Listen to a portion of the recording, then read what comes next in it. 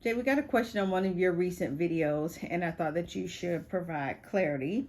This was the self-employment and entrepreneurship video, and the question was, does it mean that you're not an entrepreneur if you don't have employees? Um, I think that's a great question.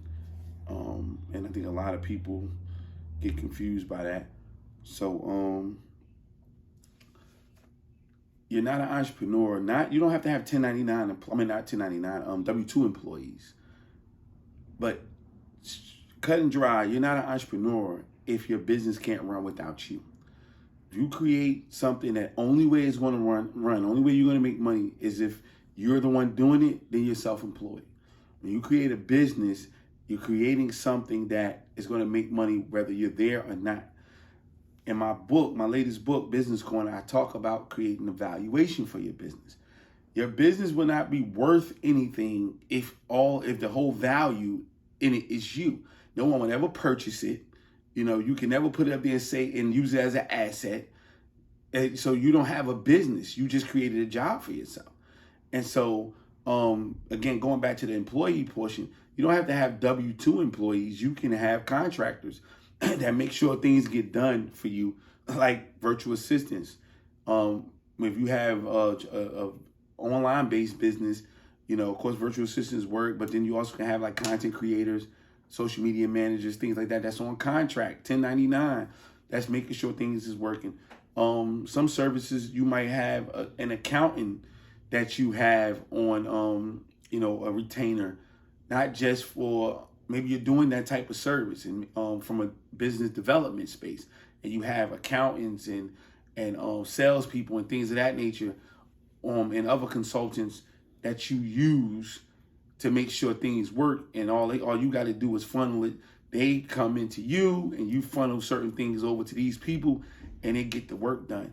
But it's so many ways to run a business that if you have to take a vacation with your family, you have these people in place that you're paying. You don't have to be paying them a paycheck, to a W-2 situation, but as you get paid, they get paid, contract scenarios, and you still running the business and it's still working because while you're not there. But if you don't have that situation set up, you just created a job for yourself. Just like at your job, you're not working when you're not working. You go to work, put your 40 hours in and come home. You put your 18 hours in, or your 60 hours or your 80 hours in, and that's how you get paid for your job. And that's totally fine. But the thing why I put that other video out, and what's the problem, is that we're telling people lies about what entrepreneurship is. And we're telling people that they're entrepreneurs. And one of the call signs for entrepreneurs is creating something that affects other people positively by creating jobs, solving problems. When you create your own business or your own job, you're not solving nobody else's problem but yours. A lot of times it's like, oh, I know how to cook.